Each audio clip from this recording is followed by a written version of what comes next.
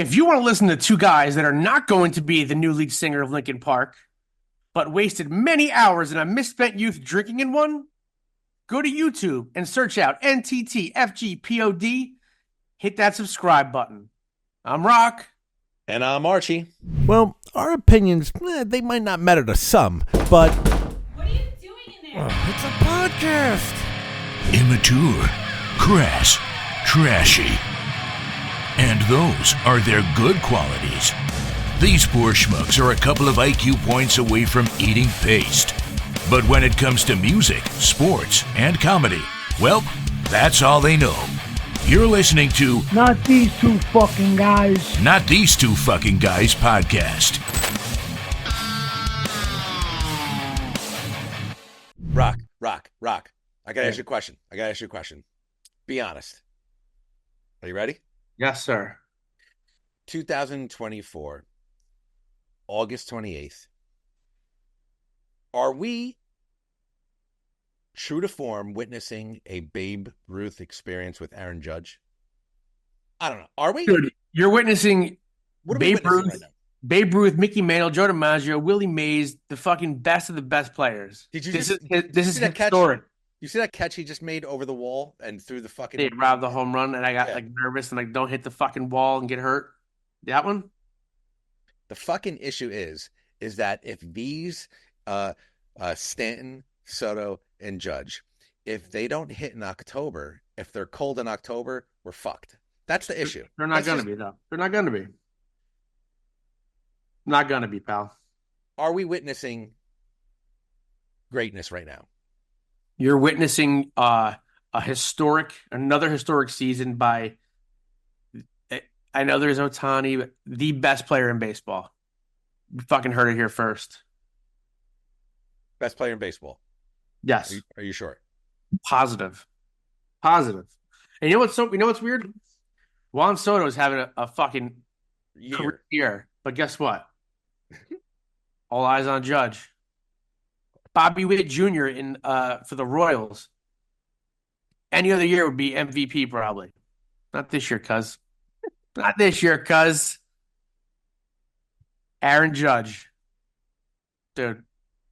And by the way, carries himself like the fucking captain that he is. Is he acting like a Jeet? Like a Jeter? Or not? Let's not get crazy.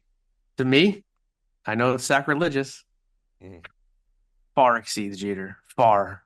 Well, I'm not saying talent-wise, the way he carries himself. Like Jeter carried himself pretty well off the field.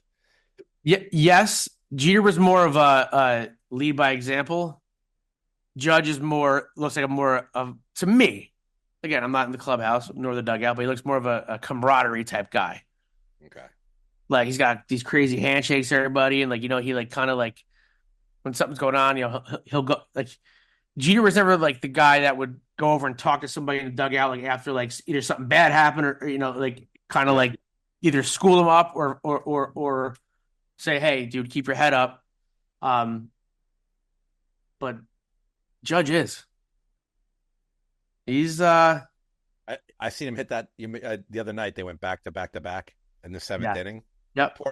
Fucking fifth inning. Poor fucking umpire, bro. It took one to the neck. Dude, you see that? He's lucky he didn't get fucking impaled. Like the shards didn't fucking. Oh yeah, you're right. Said shard. I'm more of a shart, but he came off. He came into the dugout, right? He fucking bro. It was the craziest thing. He was like this. Left, right, up, down, left, bop, bop, bop, bop, bop. And that was like the whole fucking handshake. I thought he was giving a fucking nome de pate filo spirito santo. I was like, this is crazy, like these handshakes. And you know what? They're all different with other people too. Yeah. You got to remember, that's your whole preseason. Yeah, What's man. We're witnessing something pretty cool, bro.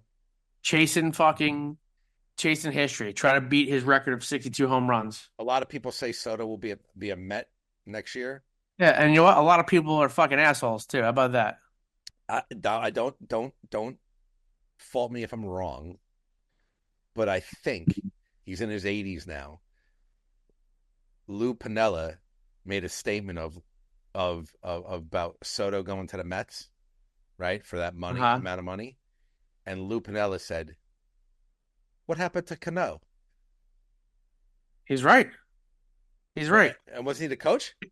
Can Wasn't yeah, he was. Pinella the coach at that time too, or maybe right before that? No, I think he was. He was the coach of the Mariners when he went there. Yeah. Yeah. The fuck, whatever happened. Yeah. Robinson Cano Don't you know? Robbie Cano, don't you know? would have went down in history as a Yankee, Yep. and only for what? I know this is crazy, right? But only for what? Another 20 more million or something? I mean, whatever it was. But at that point, Jesus fucking Christ, aren't don't you want to stay on the Yankees and go down in fucking history as a Yankee? Hey, listen, No. sometimes people like, okay, Yankees, a bunch of stars. There was A-Rod, there was Jeter on the team. Maybe he wanted to go make a name for himself and be the A-Rod or Jeter of the Mariners. I think he wanted to go buy his hometown. Maybe.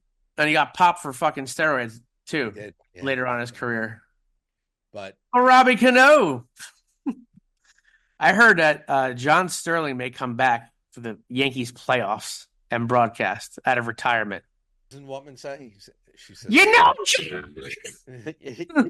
you know, John, this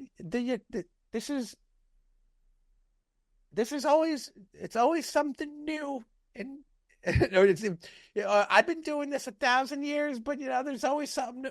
then he said, "That's baseball, Susan." yeah. And he's like, on paper, blah blah blah blah blah. He goes, that's why they play the games, Susan.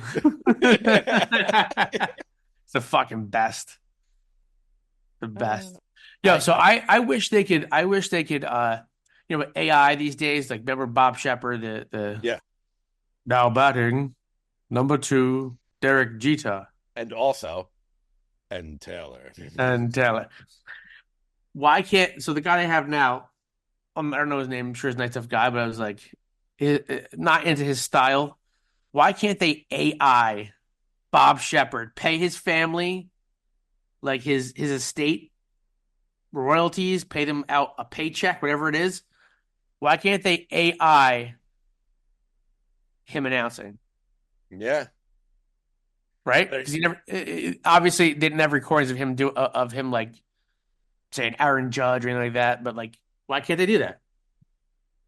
I wish I can get him as my personal alarm clock.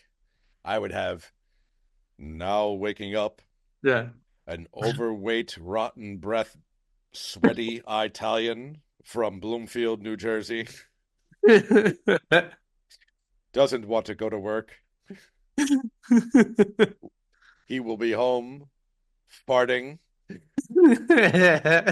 and eating mortadelle until 11:13 a.m. Now smoking a bowl while walking Lenny. While walking his dog in the mist on a dreary Tuesday morning. I always thought it was funny. Artie Lang's fucking skit is just the best. That was the best. But take it one step further, like if that's how he talked around his house, like, honey, we're going out to dinner. Dinner. or like him and his wife arguing. Why don't you go fuck yourself? Fuck yourself. Sideways.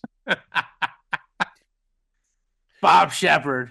I know we talked about this like a while ago, but I thought it was always dope how Jeter was the only one that kept it, or was allowed to keep it, or was allowed to keep it. Yeah, I don't know how that went, but Jeter would come up, and then the fucking ballpark would just Bob Shepard's voice would just resonate.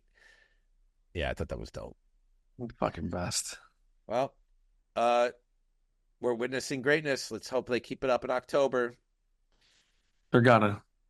Yankees year, you heard of this? You could rewind back till today's date. August 28th. August 28th. The year of 2024. Yankees win the World Series. Hey, Rock. Yo. How proud were you of Shawnee Boy Morton? what a great night. I got to see my friends. I got to go out with my wife. We got to go see our one of our good friends, Sean, perform at the Dojo of Comedy. And he fucking killed it, along with Donna V. Jeffrey Paul, after Donna opened up too. And he was pretty funny too. I enjoyed him. I haven't been to a comedy show in a long time, and I really enjoyed it. And one of the standouts that I thought is that two things. One, I want you to talk about because you mentioned this that night. Two, though, is that it was live, but it was taped. It was a one take taping. But he talked about it. Donna said, like, if there's something that Sean needs to do again, if he missed a tag or whatever, he's going to do it again, and keep your enthusiasm up. And he went he did an hour, a little over an hour, but he went about 45 minutes straight. And then there was something he was like, but like a professional. He was like, I forget what the premise was, blah, blah, blah, blah. He's like, we're going to start this over again. And you're giving away all the kids' secrets now. Yeah, it's fucking Sean. And he kept it. But this is what I'm mostly proud of him. He kept his composure. Like, he wasn't like, oh, fuck. Like, no. Like, he's like, let's run this again. And he came out harder and delivered the joke. And he looked great. He looked like a rock star. He fucking killed it.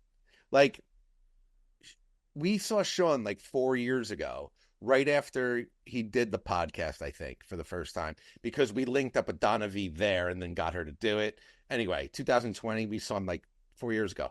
He came an extreme measure of greatness from 4 years. Fuck. I don't know. He came a long way. What I'm trying to say is the kid's doing good. He's doing very good, bro. And I was very proud of him. I drank a lot of whiskey. There. Yeah, you did. Side note. Here's a side note. Before you get to your thing, I wanted you to talk about Sean.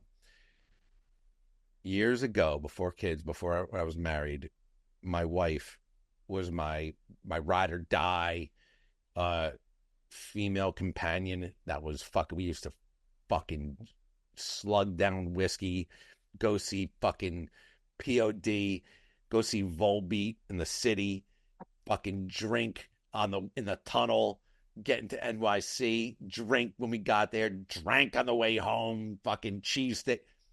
So I was a little mistaken. I thought we were still doing that. I didn't get the memo. So I got whiskey. I got a fifth of a proper 12, and I'm drinking it on the way there. She drove, and I know she's not going to drink. She's driving. We're being very responsible. So I'm drinking a little scooch here and there. We get to the place, and I'm like, yo, pass over the fucking proper 12 to her. She grabs it. She puts it in her hand, and she's like, no. And calmly hands it back to me. And I go, you okay? Everything good? And she looks at me in the eyes and she goes, I just want to grow up. Wow. Which was real. Sometimes it's what you don't say. And I was like, can I ask you something? So we're walking into the club, and she's like, yeah, what's up? I go, do you still want to be with me? No, don't answer now. Do you still, like, am I a piece of shit? Do you still want to be with me? Or, like, are you looking? She's like, no, I still love you. I just, I'm just not into that. And I'm like, okay, all right, fair enough. I walked in all buzzed and happy. She walked in all happy. Did you kill that whole fifth before you got there? No. I drank about half of it, though. I was feeling good. Little fucking skumbadit, and then half that. I was good. Listen. Good. And then I had a couple whiskeys in there. You weren't planning there being there for a long time. What did I say, bro? There for a good time. Said, you don't count the hours, make the hours count. There he is, kid. But I remember you told me you saw Sean, and what did you like about him that you were raving about? Oh, he did an excellent job. Definitely fearless. I liked the when he was animated during the set, like Yeah.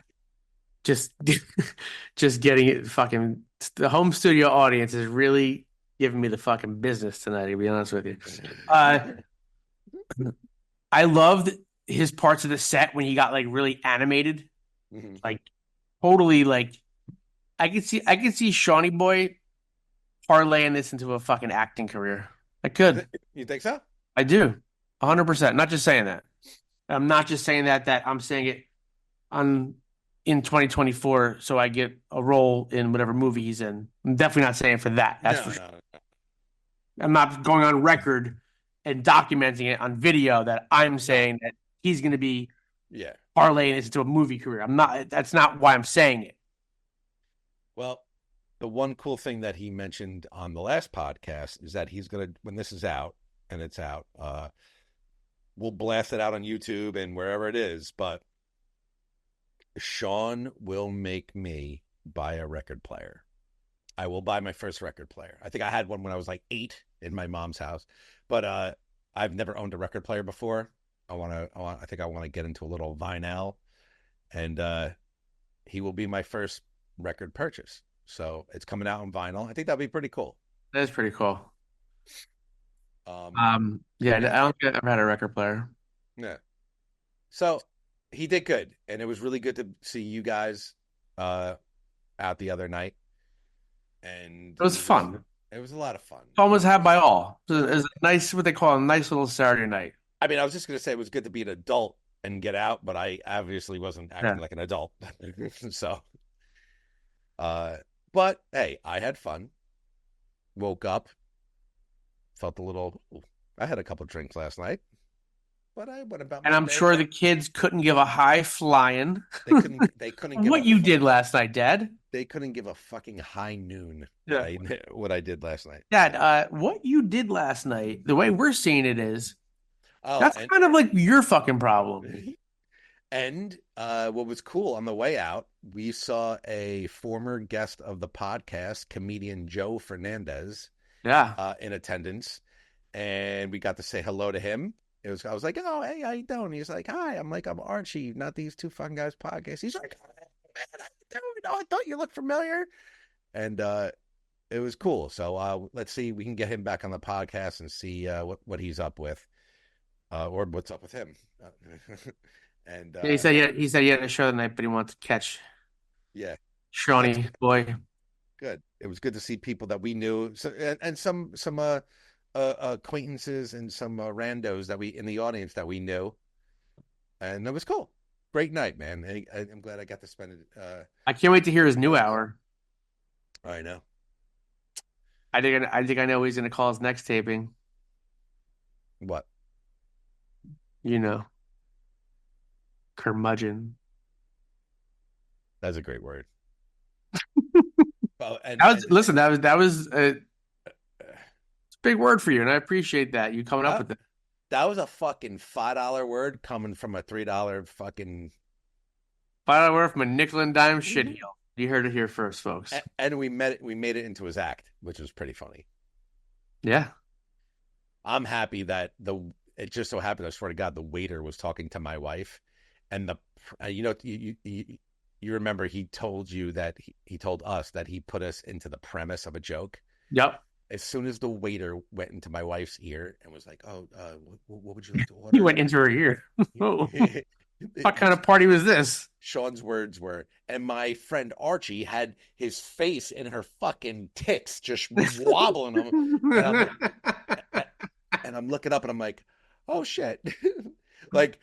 Do I have to like look at my wife and be like, obviously it's a joke. He's just put me in the joke. Like it's not real. And it's, honey, this is all part of showbiz. Sure he did.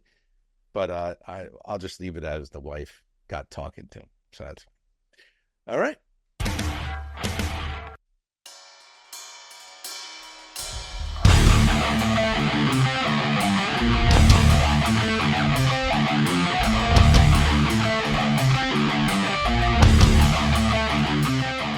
Yo, Rock.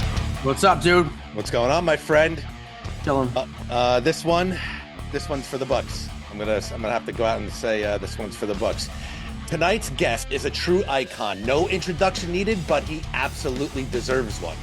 He's a legend in the world of mixed martial arts, from dominating as a UFC Lightweight Champion to his recent induction into the UFC Hall of Fame. His journey has been nothing short of extraordinary. He's the co-host of the wildly popular Champ and The Tramp podcast and the driving force behind Frankie Edgar Iron Army Academy. It's an extreme honor to have him on the show tonight.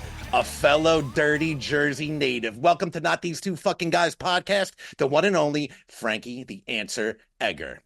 What's up? That was hype, man. That was good. That was good. I like that. I never seen him so excited, Frank. I gotta be honest with you. Madonna, I think I gotta go to the bathroom after that. What's up, brother? Nah, man, that was great. That was great, man. Thanks for having me, guys. Thanks for taking the time. Appreciate it, dude. So Archie just said it. Let's talk about your newest endeavor, Frankie Edgar Iron Army Academy. By the way, fantastic fucking name. Thank you, man. Yeah, no, been here. I'm opening in 2 weeks, September 9th. Nice. Took forever to get here. You know, Rock, you kind of know we've been in contact throughout this whole process, and I thought I'd be open much sooner, but you know, all good things. You know, I sometimes you gotta wait for good things. So, 2 weeks will be open. That's awesome. In Toms River, New Jersey, we have a lot of friends and listeners in that area. So tell us what it's going to be about. Like, what are you offering there? We're gonna have Brazilian Jiu-Jitsu for kids and adults, Muay Thai kids and adults. We do an MMA program as well for kids and adults. You know, mostly you know, older kids and adults. But yeah, you know, I kind of want to get a really big youth program in there. I feel like Toms River, you know, is a great town for it. Obviously, big sports town. 4 high schools if you count the Catholic school. Oh shit! Yeah, so you know, there's a lot of kids, a lot of time on their hands, you know. So try to scoop them up. Nice. And you said it's a long time coming. When did you first get the vision for this? Honestly, you know, I knew I was going to open up before I even started jiu-jitsu and fighting. I was a wrestler. I wrestled in college, and the guy I wrestled for had a wrestling club, and I looked up to the guy a lot, and I knew one day that's something I wanted to do was, you know, open up a club of my own. And then obviously got into fighting and you know, I really, you know, worrying about that career. So I kind of, you know, put that on hold. I never wanted to, you know, jump into coaching when I was still competing myself. So once I decided to be, you know, 100% done with fighting, I knew I wanted to eventually, you know, get into this school or a club like I used to want to do it. But now I figured I could do it all, a little bit of jiu-jitsu, a little bit of, you know, kickboxing, Muay Thai, wrestling, boxing, you know, show everybody everything. Very cool. We've been following, obviously, the progress on your social media, seeing it looks real dope, getting the mats in there and that kind of thing. I mean, it's a labor of love, no doubt, right?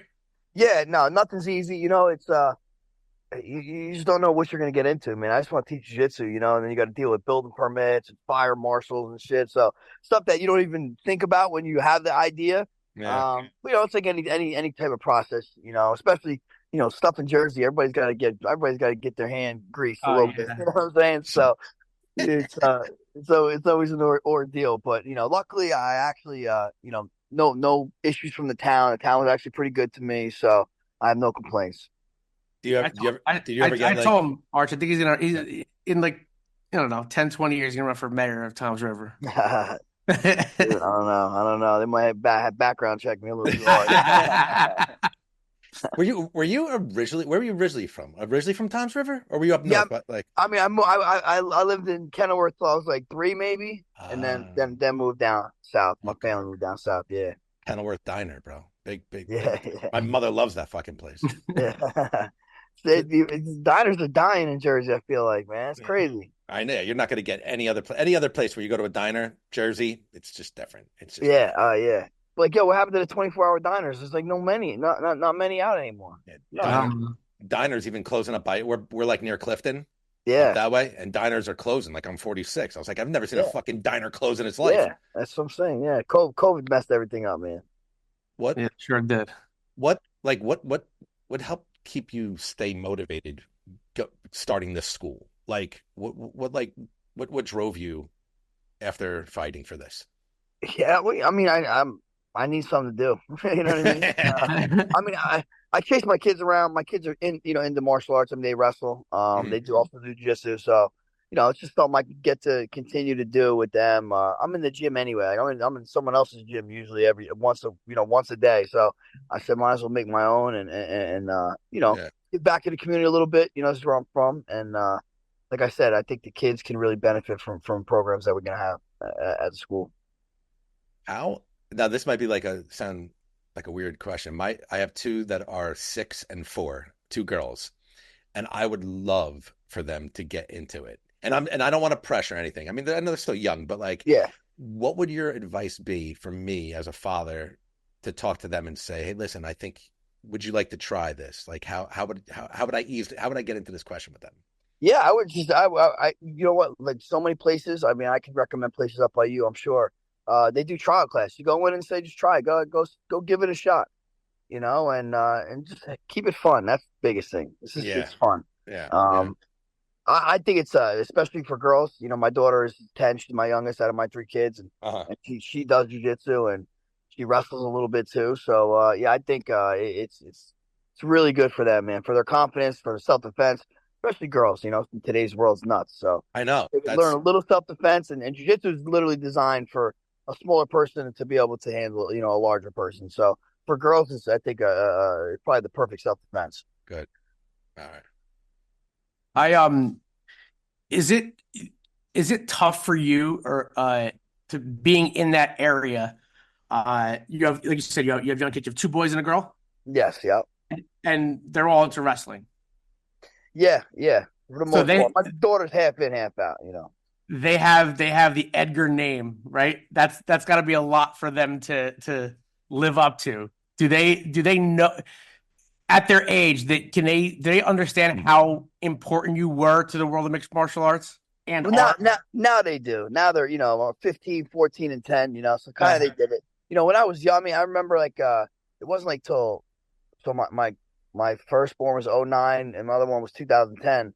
And it probably wasn't until 2018 where they started really noticing. Like, oh shit, all right, their friends probably started noticing and all that stuff. So. But now they're all they get it. They get it. Yeah. So they're trying their best. Very cool. Very cool. That's awesome.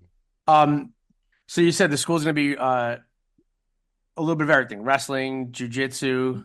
Well, right now we have Brazilian jiu-jitsu, Muay Thai, and then MMA. But within my MMA program, I'll touch boxing, wrestling, all the arts. Yeah. Very cool. So let's talk about what just passed. Very exciting for you, obviously. Induction to the UFC Hall of Fame. I forget which UFC it was. I was watching, and you were there, and they sprung the announcement on you, huh? They surprised you, right? You were genuinely surprised. Yeah. I was actually in Toronto. You're like, I'm fucking sweating. Yeah, I was sweating. Well, what they did is I was working the event, so you go do VIP stuff, you go talk to fans and whatnot. Yeah. And they had me go up to somebody's suite with the fans. They're all like, let's do shots. I'm doing shots with these guys. I had no idea. So I'm half in the bag, and then they put me on the screen. I'm like, holy shit! I had nobody with me. I was there literally by myself. My family wasn't with me. I had no buddies. I mean, I knew people there, obviously. Beers and stuff. But I didn't. That's definitely a total surprise. What was your emotion? I mean, obviously, overwhelmed, but what just went through you at that time? Did you have any clue? Was there any clue? I mean, I thought it was going to happen. There's rumblings about it for a while there, and I was in Jersey, and they invited my whole family. Mm-hmm. This was like probably 2 months before actually 3 months before they finally induct me. So I thought it was going to happen then, and then it didn't happen. So I'm like, who knows when they're going to do it? And when they first brought me on the screen, I just did something for the UFC. It's called Year of the Fighter. Which is like a little documentary. They highlight 1 year of your career. So I thought they were showing that, like a preview for that. So when it comes on, I'm like, oh, okay, it's that. And then when they started going into the Hall of Fame stuff, I was like, oh man, holy shit! I almost didn't know how to act, Yeah, right. Nothing like putting you on the spot after. Yeah. I was like, yeah. Yeah. I go, Started, thank started you. getting real slick. Thank you. So talk about the experience in Vegas. Like I know I talked to you and you said that a family went out there with you. That was like a Yeah. nice family event vacation, if you will. Talk us through that weekend of like what goes on behind the scenes and what the fans may not see on TV. Yeah. I mean, yeah. It's kind of low key. Well, there was also the fighter expo too. Yep. So I'm doing a lot of like autograph signings at the expo, and some even some like liquor store appearances and whatnot. But it was kind of low key. Other than that, I had my family, I had a bunch of my teammates out there with me. My in-laws. It was real cool event. For my kids to kind of see. And I got through a little speech and shout everybody out. So it worked out really great. Your speech was phenomenal. Like and how you touched some, like you said, shouting people out, the people that in your career, like Ricardo Almeida, your wrestling coach Rivera, that's the last name. Yeah, yep. Stuff like that, and kind of like people that got you there, and you shouted out, parents, in-laws, like that kind of thing. And at the end, I thought it was great what you said. I don't have the exact quote, but what you told your kids, the persistence and hard work. You're the old man over here is proof, and I think that's very, very cool. Like for the youth, and especially knowing what you're doing now with a gym with young kids. I mean, that's had to be special for you. No, definitely. I was talking to my kids, but I mean, shit, I'm talking to everybody's kids. Yeah. And I mean, yeah, and I'm living proof. I call myself the undersized overachiever. And that's kind of how I opened up my speech. Like I shouldn't even be here. But if you go by, a stature or this and that, I shouldn't be here. But good thing I don't listen to those type of stats. You know what I mean? Unbelievable. So is it true that I know that you tried out for the Ultimate Fighter and they didn't pick you, and then they call you a month later for a fight? And is it true your first interaction with Dana White, he's like, you don't look like a 155er? Yeah, I was at the Ultimate Fighter tryouts, and when they call you up, and I think you go introduce yourself to Dana, and then you grapple somebody. And I walked up to him, and literally was like, "You don't look like a 55-pounder." I was like, "Shit." I was like, I fought, and I did. I was like, I fought 170. I was like, well, I fought 170 before. He's like, yeah, because I did. It was really, I fought. You saw I missed weight. I went up real quick. So, but still, yeah, he's like, damn, I don't know. But yeah, first time I met him, so he tells me. And that's when you debuted. That was the lowest weight class at the time, right? Yeah. When I very first started, they kind of got rid of it, the lightweight division out for like a year or something, maybe 2 years, something like that, and then they brought it back. So yeah, I that was the lightest I could have gone. Yeah, because you fought. I remember, you fought guys that fought at 170 when there wasn't the 155 division, like Sean Shirk and like guys like that were fighting up that weight class. But did you feel that was you being what they say is undersized for the division? Was that helpful to you, or was that a hindrance? Because to me, it seemed like your style and your movement, you had like the best movement, and that seems like that the smaller fighters are able to do that easier. But yeah, no, for sure. I think I had a good tank. I was never depleted. A lot of these guys, they're cutting boatloads of weight, the night before, and I'm eating. I'm, be able to train all the way through the whole week. And like my durability was good. We don't cut weight. I definitely. I mean, the only reason I don't know why I went down. Really, I went down because I thought I wanted another shot at a 45-pound title. I thought that was the quickest route. I lost two title fights back to back to Benson Henderson that were pretty close. I thought I won them. I thought you won them too. It's in the past now, But if that doesn't happen, I think I probably would have stayed at 55. So I don't regret anything. I got to fight the best of the best at 3 weight classes across a few generations. So yeah, I'm happy about how it all worked out. Yeah, you certainly did. I mean, again, there's no easy fights in the UFC at that level, but I mean, like you fought like a murderer's row of top contenders, champions, that sort of thing. So that kind of experience is like, the 90% of the fighters on the roster don't fight that level of competition. and that's definitely a feather in your cap for sure. No, thank you. Yeah, that was I always wanted to never run away from an opponent or a name. I never honestly I didn't care. Like if my manager called me like, "Hey, do you wanna?" Before he said the name, I said yes. That's that person I've always been. Yeah, so I first heard about you back in the day. My younger brother, uh, I was actually supposed to go to the fight. You fought Jim Miller in I want to say it was an AC. Yeah, Boardwalk Hall. Yeah, Yeah, dude, and I fucking missed that fight, and I was actually pissed. But, um, and then I remember your debut. He's like, trust me. He's like, this guy's is gonna be something. And it was like he came out. It was like the Jersey swagger. Like, my God, this guy's definitely from New Jersey. You know what I mean? yeah. Just how you like that blue collar like workman like mentality, like you said, gas tank. Um, Talk about, was there any nerves before that first fight with Tyson Griffin? Definitely. I mean, I took that fight on short notice. Someone, I guess, his original opponent got hurt. So I kind of had 4 weeks to prepare, and then during that time, I actually I got punched in my mouthpiece, my tooth loosened up, Yeah. and I had to get a root canal because of it. So I got a root canal, and I guess the side effect of root canal is you get a sinus infection. I got the worst sinus infection of my life for 2 weeks. I couldn't train nothing, so I pretty much trained for 2 weeks for that fight. I just couldn't pull out. There's no way I'm pulling out. Yeah. So I show up there. I'm, pretty much training that week during the fight because I feel like I'm trying to make up the time that I couldn't work out. So yeah, going out there, I was definitely nervous, but I you got to have a false sense of belief in yourself sometimes. Usually I put the work in, always I always put the work. I tried to put the work in, but I only had 4 weeks. In 2 weeks I was on my ass. So I just had to fake the funk and just tell myself I can get it done. Nice. Was so if history was different, right? And he has that you in that knee bar, how close did it even enter your mind? Like, oh fuck, I might have to tap here. No, never, nothing. I knew there was like a minute left, and I'm like, I'll eat it for the minute. You know what I mean? So I knew I had it in the bag. There's no way I was tapping. You're like, I don't give a shit if my knee's shredded. Yeah, I'll No say way. he's gonna have to take this bitch home. You know what I mean?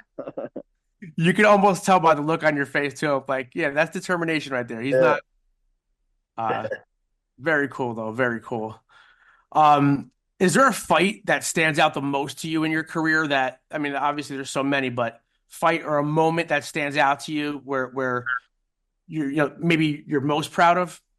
I mean, I think that winning the belt always stands out just because that was my goal to win to be on top of the sport. I mean, really, it's been my goal since I got in athletics. Especially wrestling. I wanted to be the best at whatever states and nationals, all that stuff. And I never really got quite where I wanted to go with that. So to finally get the title and be considered the best in the world, that'll stay with me forever. But I think the third grade Maynard fight too, that stands out too. Obviously, we had those three wars and the way the way it went down. Getting hurt in the second fight, getting hurt in the third fight, and then putting him away. I think that was a cool night. Yeah, that was definitely a great fight. You talk about the title fight against BJ Penn.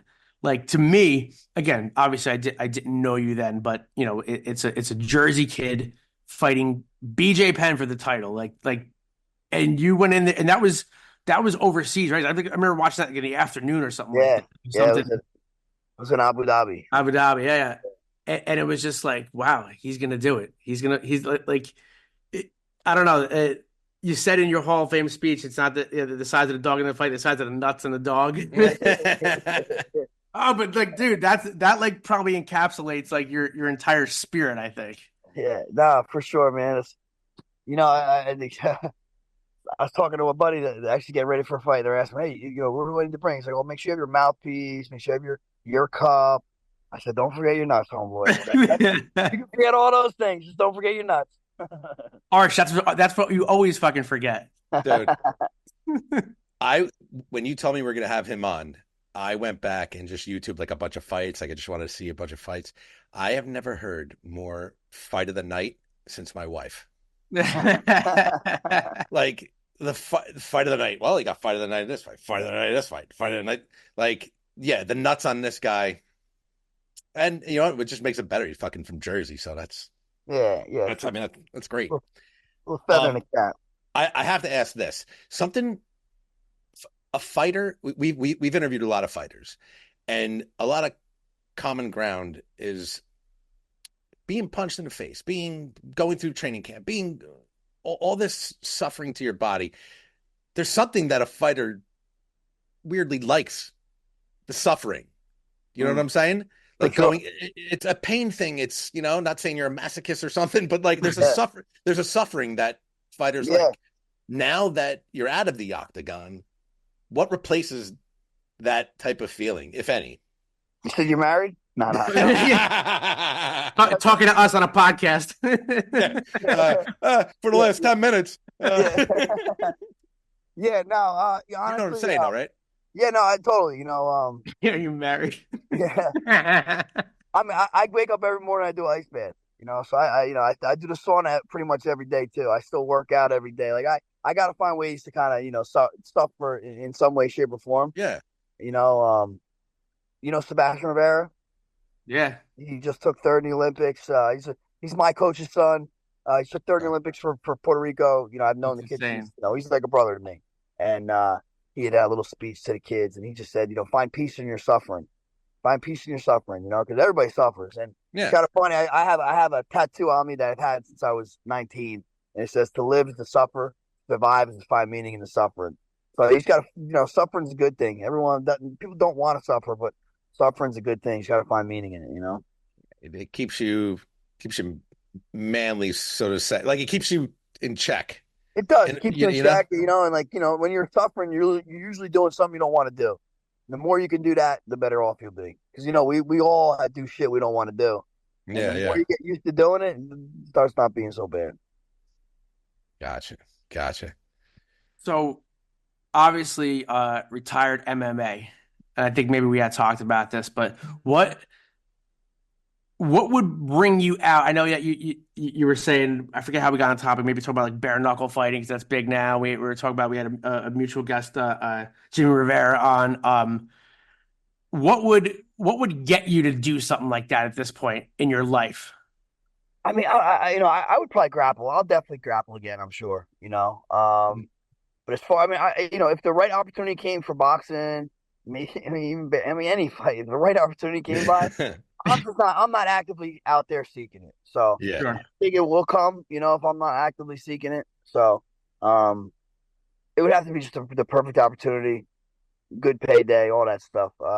I train pretty hard still. So it's not that's not holding me back. I just I don't want to be a guy that comes back and leaves and comes back and all this stuff.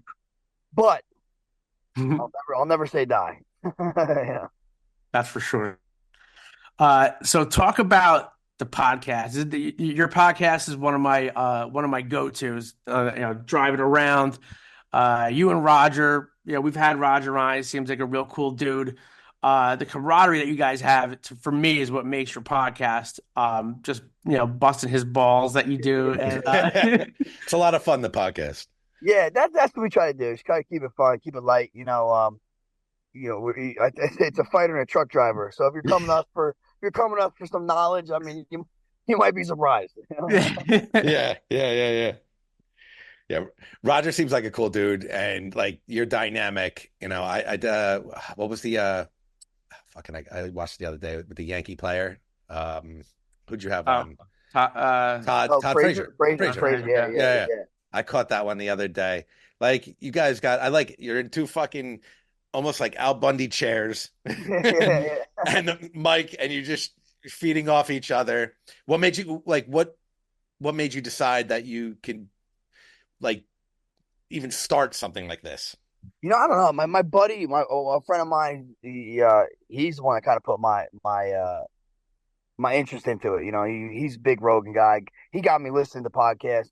He's like, dude, you do a podcast? I'm like, maybe, and I was like, no, if I was to do it, I think Roger would be a good co-host, totally different genre, fans. I think his fan base is like 98% women, Mind 98% men. You know what I mean? So I thought we'd be a good mix. Yeah, yeah, We yeah. obviously we've known each other for a while. We have good a good rapport, and he's a good dude. Good. Yeah. Yeah, your chemistry is no doubt the hook for that. Really, really cool. The people you have on are very interesting. I know that one buddy that you have on is like into, the I forget his name, excuse me, but it was like talking about like kind of conspiracy theorist type stuff and yes, Jesse, yes, yeah, yeah. yeah.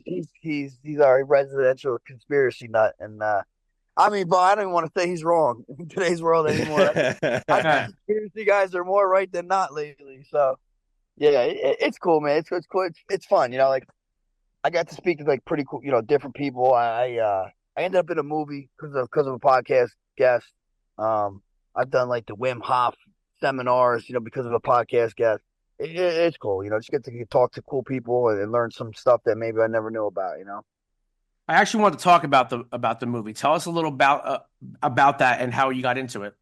Yeah, well, Kevin Internato was a guest on our podcast, and he was actually talking about this project on the show. And then a couple weeks later, he called us. He said, "Hey, would you guys want to be and act like have like a little extra part in it?"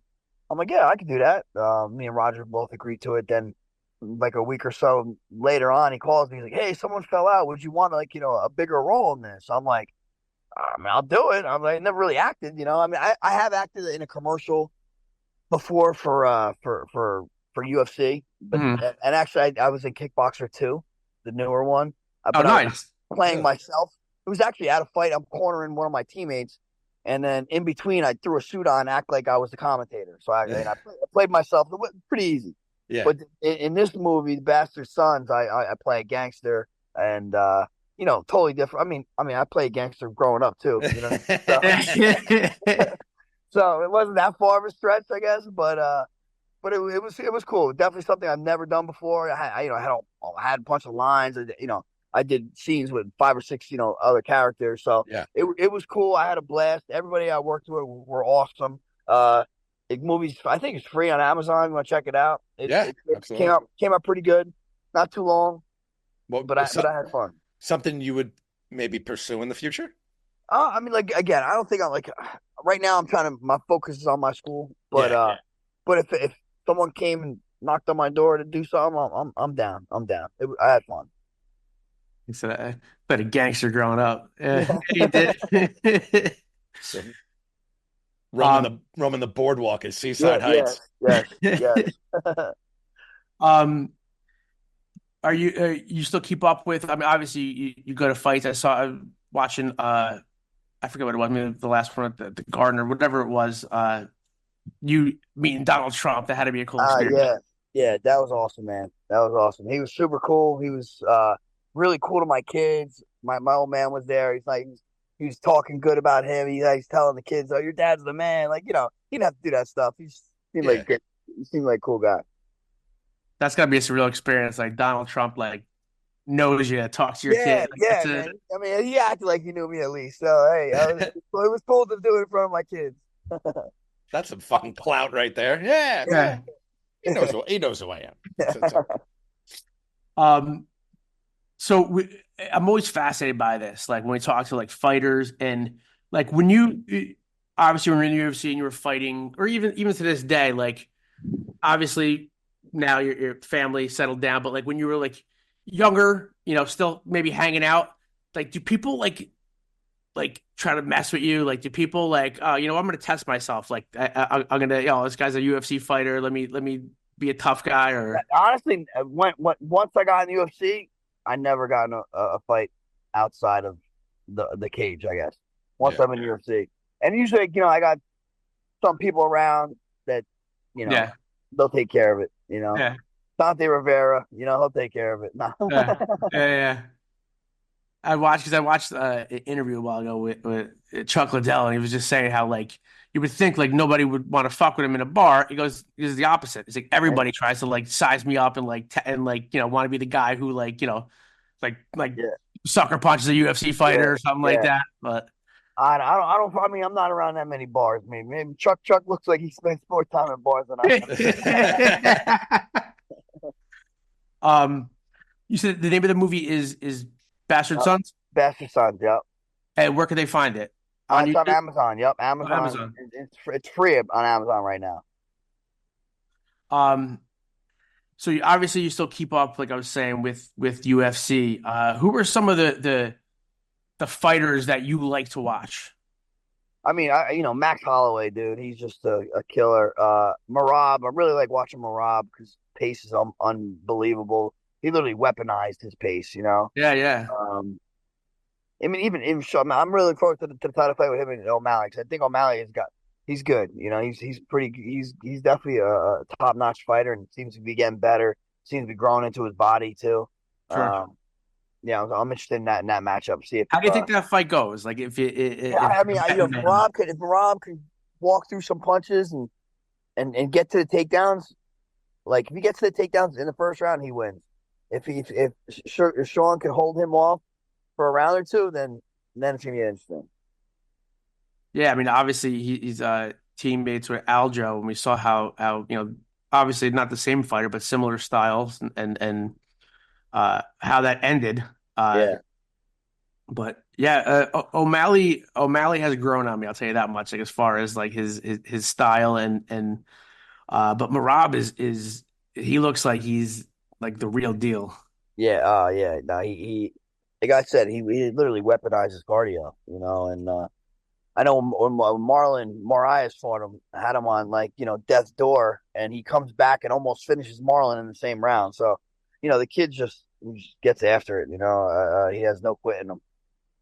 Well, that's the style that you fought with, right? You said in your Hall of Fame speech, it's like not about you reference a Calvin Coolidge Yeah, quote, about perseverance and like you could be the smartest person, but that doesn't mean shit. You could that type of stuff. But was it when you were training for your fights, did you just envision like, okay, well, I'm gonna have unlimited cardio and crazy movement? So like was that like what you knew that like I can bring that every single fight, and is that what made you just fearless?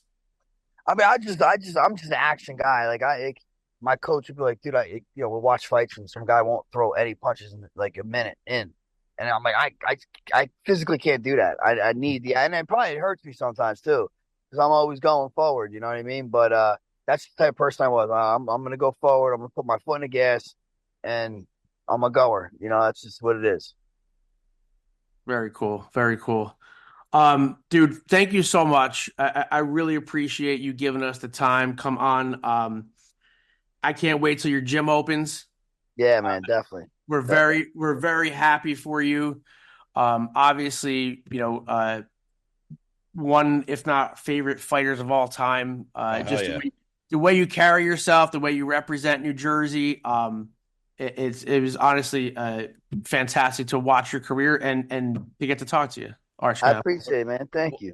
I got one more for you, sir. Sure. If I were meeting you for the first time and I had zero knowledge of MMA and UFC, how would you explain your impact on the sport, and how would you describe the legacy you've built in the sport to someone who's completely unfamiliar with UFC, with MMA? I'd say I was a fighter that never backed down from a challenge. Was always willing to get in there against anybody, any weight, anytime, anywhere. And I always left it in the cage. No regrets, left it all in there. Yeah. I never walked into a fight that I didn't think I was going to win. I didn't always win, but I always walked in there and that bitch to win it. Well said. Well said. Well said. Well Thanks, said. guys. Tell Frankie, everybody where they can thank you. find you on social media so they can check out your Yeah. gym. Frankie Edgar on social media, frankieedgar.com for my school, iron.army.academy for my school page. Yeah, come check us out, Route 37 in Toms River. We're going to be bumping in a couple weeks. Nice. Awesome. Frankie, Thanks, thank you so much, brother. I appreciate you. Thanks, guys. All right, stay well. Be good. Later. The great Frankie the Answer Edgar. I mean, think about it. We had questions. He had the The answer. fucking answer. It's the way it goes. That was fucking awesome. That was awesome. Yeah, he's a great dude. Like he's like what you see is what you get. Like there's no like Yeah. pretense. There's no fucking um, you know. A typical, like I know we keep referencing it, but like, just the East Coast, New Jersey, New York, fucking what? Let's go. I don't care. Who we going against? Bring it on. Come on. Just that attitude. Plus, I mean, let's be honest. He's got a God-given ability to do what he does, right? Sure. So I would encourage. Sorry, I'm sorry. Go ahead. That attitude, plus his ability, and being at the right place at the right time when he started, right? And the nuts. I'm not. And that was a career for what? They don't just put anybody in the UFC Hall of Fame, right? No. So for somebody who knows nothing about UFC, he'd be somebody you want to search out. And I would encourage anybody to search out his Hall of Fame speech. Very good speech. Like, and I'm talking about not just Frankie Edgar, the fighter, Frankie Edgar, the person, the family man, the friend, the sibling. Like he talk about somebody who's got their shit together. And I really am super excited for him for his gym to open. I think he's going to absolutely kill it down in Tom's River. Oh yeah. Well, Rocco, dirty jers, Rock. With that being said, my friend, what do you have to say to the people? If you just heard us talking to our boy Frankie, and quite frankly, every time I use a big word, Archie stares at me blankly. And your favorite sports quote of all time is by the late, great Joe DiMaggio, who said, "I want to thank the good Lord for making me a Yankee." Then you just listen to Not These Two Fucking Guys podcast. We out. One time for the month.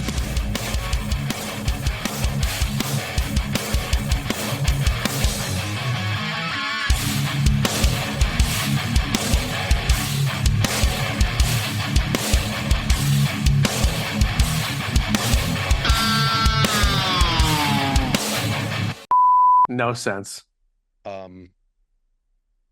Are you taking that new medication? No sense at all? Yeah, I actually have to take that in the morning and then fuck it all in the afternoon. There it is.